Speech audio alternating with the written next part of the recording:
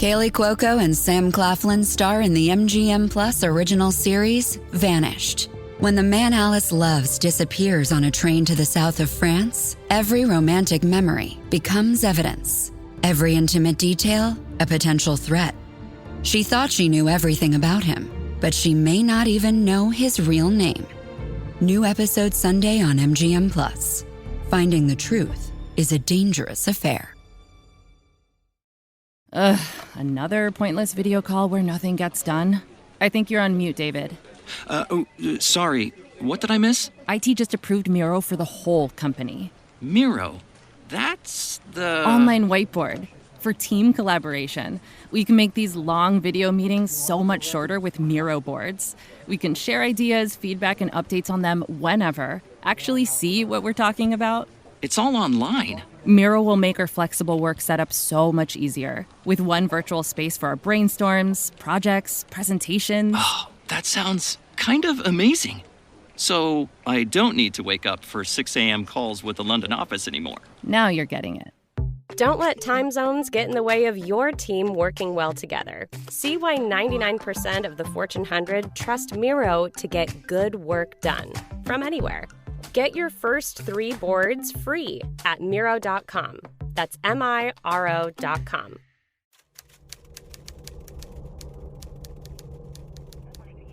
Todos sabemos que el Everest es la montaña más alta del planeta, pero lo que muchos tal vez no sepan es que cada vez que muere un montañista intentando la cima, el protocolo es dejar los cuerpos allí. En parte para permitirle a los caídos disfrutar de sus nevados paisajes por toda la eternidad y también a modo de advertencia para los que siguen su empeño hacia la cúspide. Sobre la ruta norte, apenas a 300 metros de la cima, duerme en su sueño infinito Green Boots, o Botas Verdes, tal vez uno de los muertos más famosos del Himalaya, de los casi 200 que se calculan han fallecido en el intento. Por el hielo sus facciones se han inmortalizado y detenido en el tiempo, y su figura aparece y desaparece en la superficie con los ires y venires de la nieve. Asimismo, hay otros cuerpos que parecen vencer las leyes de la física y aún después de muertos siguen manteniéndose intactos, sin ninguna ayuda de químicos o de procesos de embalsamamiento o momificación. A muchos de ellos los han proclamado santos y a sus cuerpos los llaman incorruptos. Pero para los simples mortales, el fallecimiento acarrea un certero proceso de descomposición que nos deja literalmente en los huesos. Yo soy Luis Badel y en este episodio de Crímenes Bizarros hablaremos de la misteriosa muerte de Irma Beatriz Girón y Gloria Fernández, más conocidas como las primas de la bañera, y todas las extrañas teorías que se formularon a su alrededor.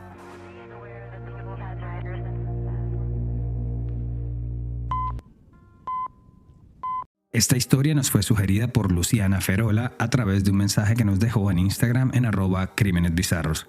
Ya lo saben, si quieren proponer un tema o saludar, @crímenesbizarros en Instagram, Facebook o TikTok.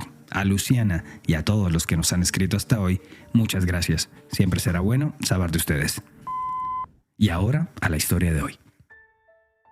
La mañana otoñal del domingo 16 de abril de 1989 llegó cargada de fétidos aromas al inmueble ubicado en el 3354 de la calle Carlos Francisco Melo, en la localidad de Florida, en la zona norte de la provincia de Buenos Aires. Los alarmados inquilinos y la dueña de casa atribuyeron la pesadez en el ambiente a una posible fuga de gas y ágilmente decidieron llamar a la empresa prestadora del servicio, Gas del Estado, para que atendiera la situación. Según recoge la agencia de noticias Telam, 2 técnicos de la compañía se acercaron al lugar y empezaron a inspeccionarlo todo. Cerraron el pase de gas que alimentaba toda la construcción, una casa de 2 pisos con varios PHs o departamentos chicos, y confirmaron que no había tal fuga. Sin embargo, el olor persistía y con el paso de los minutos parecía que se iba propagando. Luego de perseguirlo como sabuesos, notaron que provenía del PH que había al fondo del largo pasillo de entrada a la propiedad. Golpearon 3 veces a la puerta, pero no obtuvieron respuesta. Fue entonces cuando doña Noemí, la casera, abrió la vivienda con una copia de las llaves que tenía en su poder. Acto seguido, sintió una bocanada de aire caliente, asfixiante, con la acritud propia que trae la muerte y la descomposición de los cuerpos. Ya no había ningún problema de gas. Había un problema mucho mayor, irreversible. El 15 de abril de 1989, en la localidad de Florida, aparecen sin vida en el departamento que compartían. En la bañera de la casa estaban los cuerpos sin vida de 2 mujeres, una de ellas la inquilina llamada Irma Beatriz Girón, de 21 años, y una visitante que prontamente fue identificada como Gloria Fernández, de apenas 15. Las 2 mujeres eran primas. El siguiente paso fue entonces contactar a las autoridades. Por su jurisdicción, la llamada fue recibida en la Comisaría Segunda de la Policía Bonaerense y fue el oficial Raúl Benítez en su patrulla el primero en llegar al lugar. La escena era dantesca. Mirando la bañera desde la puerta del baño, el cuerpo de Gloria estaba al costado izquierdo y totalmente desnuda, mientras que Irma, la inquilina del departamento, yacía al lado derecho, casi que acostada sobre las piernas de Gloria y apenas vistiendo un pullover, un saco de lana delgado color oscuro. Los 2 cuerpos reposaban en un agua color ladrillo, turbia y putrefacta.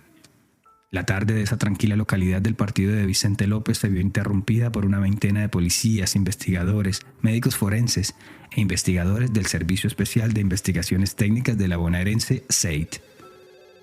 El oficial Benítez también llamó a Raúl Casal, juez del vecino partido de San Isidro, quien sería el encargado de dirigir la investigación. Doctor, encontramos 2 chicas muertas en una bañera. Pensamos que la muerte de ambas sucedió algo así como 2 meses porque se encuentran en estado de descomposición. Supera nuestro ámbito. Necesitamos que venga lo más rápido posible, le dijo el policía al jurista, según recogió el canal Crónica. La policía judicial constató que el living, el comedor y las zonas comunes de la vivienda estaban intactos y también aseguró que no había señales de forcejeo ni tampoco de que se hubiesen violentado la entrada o las ventanas. Por su parte, los expertos forenses y los médicos legistas estaban absortos con los cuerpos de las 2 jóvenes. Ya presentaban algo de rigidez cadavérica, había bastante decoloración en la piel e incluso parte de esta ya se estaba tornando un poco azul oscura. Pero lo que más llamó la atención de los peritos fue constatar que ya había presencia de larvas de moscas de carne, esos pequeñísimos insectos color blanco que demoran sin piedad la carne en descomposición. Ver semejante cantidad de bichos haciendo lo suyo habría sido un festín para el más enconado entomólogo forense. Dicen los estudios de esta ciencia que apenas a las horas de fallecida la persona ya se dispara un olor, al principio imperceptible para la nariz humana, que es propio de estos procesos de destrucción celular del cuerpo, el cual puede ser percibido por estos insectos a kilómetros de distancia.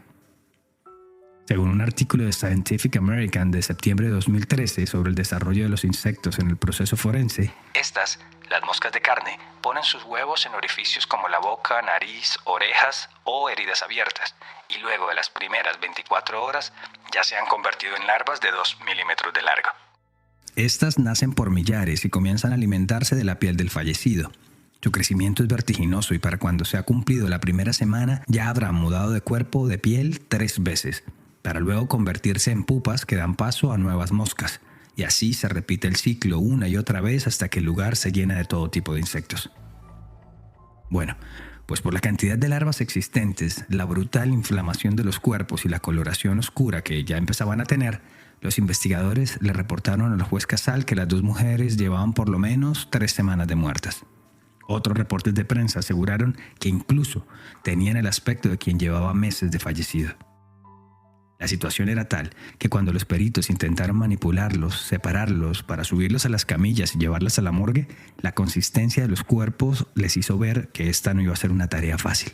Los bomberos, que en ningún momento se despojaron de sus mascarillas, retiraron finalmente los cadáveres mediante la utilización de unas lonas especiales, ya que aquellos cuerpos se deshacían al menor intento de levantarlos, consignaría después el periodista Gustavo Fernández en un reportaje en el portal Diarios Bonaerenses.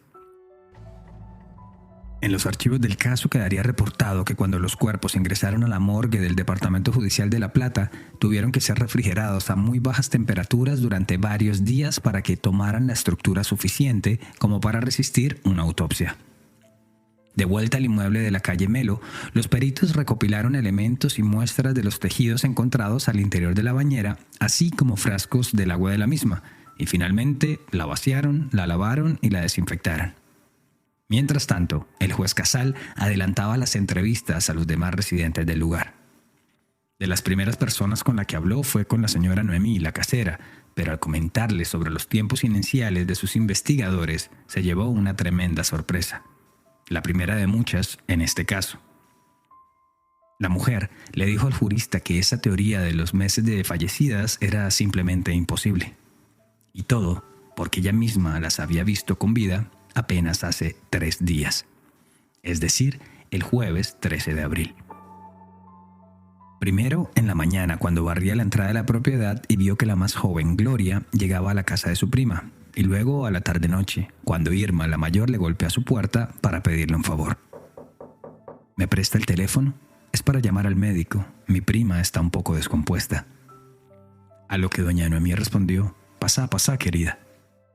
La arrendataria llamó al Hospital Municipal de Vicente López y solicitó la visita de un médico, y dando como motivo una descompostura, una diarrea. El galeno en reportarse a la casa de las primas fue Antonio Bresciani, quien llegó al lugar a bordo de la ambulancia de turno. Irma le dijo al doctor que su prima se había sentido mal desde el desayuno. Este le revisó, le tomó las señales, pulsaciones, respiración y por último revisó su garganta en busca de alguna señal de infección. No es una descompostura, tiene unas líneas de fiebre, es una gripa. Tómase un Multin cada 6 horas y no coma nada pesado. Es más, si aguanta, trate de no comer más por hoy, le diagnosticó. Solo para información general, el Multin es una mezcla de paracetamol y dipirona para combatir los síntomas de la gripe como fiebre y malestar de cuerpo. Así que ante esta revelación, el juez Casal solo tenía que buscar al doctor Bresciani para corroborar o descartar el testimonio de doña Noemí. Pero entonces algo de verdad había en lo dicho por la casera. Del interior del PH, los investigadores encontraron la receta médica escrita por el doctor y el envoltorio de 6 pastillas de 6 comprimidos del medicamento en cuestión. 2 de ellos vacíos, que supusieron ya habrían sido consumidos por la fallecida. En efecto, Bresciani le confirmó su visita a la casa de las chicas y ante la pregunta del magistrado de que si él había sido el último en haberlas visto con vida, este le respondió que por lo menos el de la farmacia habría tenido que haber visto a alguna de las fallecidas, ya que de qué otra forma el frasco de pastillas había llegado a la casa. Así que sin muchas más versiones, a Casal le tocó remitirse a la autopsia para determinar qué le había pasado a las primas de la bañera. Pero la misma no fue contundente. Lo único seguro era que no presentaban heridas abiertas de pinchazos o signos de ahorcamiento. Por esos días, la atención de los argentinos estaba centrada más en la súbita devaluación del austral ante el dólar, las protestas al interior del país, el final del gobierno de Raúl Alfonsín y las elecciones presidenciales a realizarse en mayo de ese año. Pero aún así, los amantes de la crónica roja y varios periodistas de judiciales empezaron a armar toda clase de conjeturas en torno a la suerte de las 2 jóvenes de Vicente López. Como lo presentaron en el programa Siglo XX de Telefe, las opciones eran: años de ocurrido, sigue entablando una encarnizada polémica. ¿Accidente, suicidio o crimen? Por lo pronto, en el archivo del caso, la causa del fallecimiento de las chicas quedó consignada como súbita y simultánea, pero luego la clasificaron como muerte por causa desconocida. La primera de las teorías indicaba que las 2 chicas tenían una relación sentimental que obviamente para la época no estaba bien vista ni en la sociedad ni mucho menos en su familia. A ver, era lesbianismo mezclado con incesto. Entonces, agobiadas por la presión de no poder vivir su amor, firmaron un pacto para morir, en el que habría un homicidio seguido de un suicidio. Pero rápidamente se descartó esta teoría. Solo pensarlo era un despropósito. Eran primas que se habían convertido en buenas amigas, incluso habían arrancado una suerte de emprendimiento de hacer tarjetas y recordatorios para fiesta, y todo por el próximo matrimonio de la hermana de Gloria. También se contempló que podían haber sido víctimas de una electrocución, accidental o intencional, pero pues no se pudo encontrar ninguna fuente o cable eléctrico dentro de la tina, ni siquiera cerca de ella, y pues lo más evidente era que los cuerpos estaban descompuestos, pero no quemados. De igual forma, existía la posibilidad de que hubiesen sido envenenadas, pero la autopsia también descartó cualquier resto de material tóxico en su sistema digestivo. Es más, y esto se podría considerar como otro misterio más del caso, es que tampoco se le encontró ningún rastro del medicamento, del Multin, que había recetado el doctor Bresciani, pese a que 2 de los comprimidos hacían falta cuando llegaron los investigadores. En este ínterin es cuando pasó uno de los sucesos que más descolocó al juez Casal y que lo llevó a calificar el caso ante la opinión pública como diabólico. Así recordó el caso del periodista Enrique Estreich al canal Telefe. Es truculenta la historia. Lo que la hemos seguido de cerca sabemos que es truculenta, tanto así es que el juez Raúl Casal, juez criminal de San Isidro, que tenía el caso en sus manos, me dijo que fue el caso más diabólico que le tocó. Resulta que Casal, varias semanas después de los hechos, decidió visitar de nuevo el inmueble de Vicente López para darle un vistazo con la cabeza fría. Así le habría dicho al diario mensual El Porteño lo sucedido esa mañana. A las 2 semanas y media decidí regresar al escenario del suceso. El departamento aún estaba precintado por orden mía y la puerta estaba cerrada con llave. Pero al entrar sentí un gran espanto. La bañera estaba nuevamente llena de agua y con fauna cadavérica. ¿Cómo se había llenado de nuevo? Nadie lo sabía. Los investigadores adujeron a que había una pequeña fuga de agua, una gota que seguía cayendo así estuviera cerrada la canilla. Pero si bien es cierto que gota a gota se llena el cántaro, ¿cómo habían llegado de nuevo los bichos, las larvas y las moscas? En primera instancia nadie lo supo explicar, pero sin duda era otro terrible misterio que se sumaba al caso y lo hacía parecer como una película de terror. Pero bueno, la siguiente, y acaso la hipótesis más llamativa, la que más se extendió en los medios de la época, llegó mes y medio después del hallazgo de los cadáveres. El reconocido cronista de policiales del diario Clarín, Enrique Sdrech, merodeaba como siempre la zona de tribunales en el centro porteño, cuando escuchó una improvisada disertación del médico forense Andrés Barrio Canal sobre la mortal mordedura de la serpiente conocida como la mamba negra. Fascinado, le dijo al orador que él publicaría su hipótesis en el periódico al día siguiente, pero que él tenía que comunicarse lo más pronto posible con el juez Raúl Casal, quien aún le daba vueltas al caso. Y así lo hizo. Al día siguiente, el magistrado recibió la llamada de Barrio Canal, quien, por cierto, era también perito del Cuerpo Médico Forense de la Policía Federal. Es decir, era un hombre con formación. Barrio Canal le dijo al juez que desde la medicina, una posible causa para la rápida descomposición de los cuerpos de Irma y de Gloria fue que las jóvenes fueran mordidas por la serpiente conocida como la mamba negra. O fueron mordidas o fueron inyectadas con su veneno. Según un reportaje para la revista Socompa de Daniel Cecchini, Barrio Canal le explicó al juez que dicha serpiente venenosa proviene del África subsahariana, que mide entre 2 y 3 metros y que la llaman coloquialmente así, la mamba negra, por el color negro azulado que tiene al interior de la boca. Pero lo realmente fascinante es que la famosa culebra destila unas toxinas tan fuertes que acelera el proceso de descomposición a una velocidad extrema, donde pasa en 1 hora lo que en condiciones normales tomaría 6. Así las cosas, si tardaron 72 horas o 3 días en descubrirlas, bajo efectos del veneno de la serpiente, es como si llevaran 432 horas, es decir, 18 días de fallecidas. Pero había algo más. Para la fecha, solo había 2 casos registrados en todo el mundo de muertos por picadura o veneno de mamba negra, uno en Italia y otro en Canadá, y en ninguno había quedado rastro alguno del tóxico en los cuerpos. Pero, ¿una mamba negra en la Argentina? ¿Acaso era posible que alguien tuviera un ejemplar de semejante animal? A lo que el médico le respondió que claro que era posible. Cualquier veterinario o serpentario usado para la fabricación de antídotos podría tener una. Entonces, como una epifanía, Casal recordó que uno de los entrevistados del caso era el exnovio de Irma, un hombre casado llamado Darío Arnoldo Tojo, de unos 30 años, y quien fue descartado de la lista de sospechosos porque no tenía llaves de la vivienda de su novia. Parecía que las fichas se iban acomodando solas. Tojo, quien para la época tenía su relación extramarital con Irma, trabajaba o era el dueño de una clínica veterinaria. Así que sumaron. Hombre casado que tenía que deshacerse de su amante. Listo, ahí lo tenían resuelto. Había nacido en el imaginario popular el crimen de la mamba negra. El juez ordenó el allanamiento del local, pero a duras penas encontraron 2 serpientes verdes enroscadas en su acuario, sin rastro de venenos o de algo que llamara la atención. También se dictó una orden de captura en su contra y en la casa que compartía con su familia le fueron a caer las autoridades. Pero cuando el juez Casal lo interrogó, se dio cuenta de que no había muchos fundamentos para privarlo de la libertad y finalmente lo desvincularon de la causa.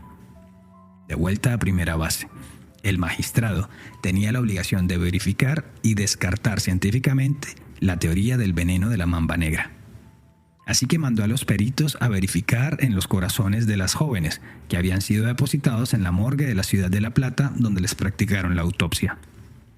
La idea era diseccionar los corazones por la mitad para tratar de extraerles los restos de sangre que suelen quedar en los conductos, válvulas y aurículas. Pero para seguir con el misterio, los forenses buscaron y rebuscaron los corazones de las jóvenes, pero no los encontraron por ninguna parte. El reporte interno en los archivos no permitió establecer qué había pasado con los frascos de formol que los conservaban o con las otras muestras tomadas en la escena.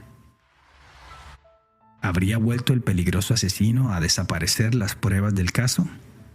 Ante tamaña situación, Casal ordenó que se realice una segunda autopsia y decretó la exhumación de los cadáveres. También designó a los médicos forenses Osvaldo Raffo y Néstor de Tomás, reconocidos y respetados en el ambiente judicial del país, quienes tendrían que trabajar y hacer su magia a partir de los restos óseos de las jóvenes. Irma y Gloria parecían no poder descansar en paz y ahora sus restos estarían de nuevo bajo la lupa para intentar descubrir qué les había pasado. Pero no por mucho tiempo.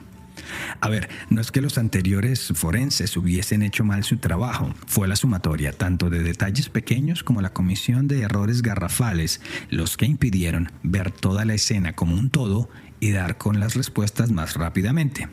Y en cambio, convirtieron la escena del crimen en una novela de misterio. Así las cosas, el trabajo de los nuevos galenos determinó la causa final de la muerte de las chicas, al menos desde la medicina. En los restos de médula ósea encontraron carbohemoglobina, lo que determinó que lejos de ser una razón más allá de lo normal o de la razón, las dos primas de la bañera fallecieron por cuenta del asesino silencioso, que es como se llama coloquialmente al envenenamiento por inhalación de monóxido de carbono, ya que no se oye, no tiene olor ni color. Y es que, al revisar de nuevo la investigación, el juez Casal se dio cuenta que los policías y peritos no reportaron que cuando llegaron al PH de las jóvenes, una de las primeras cosas que hicieron fue desconectar la estufa, el calefactor, ya que había mucho calor.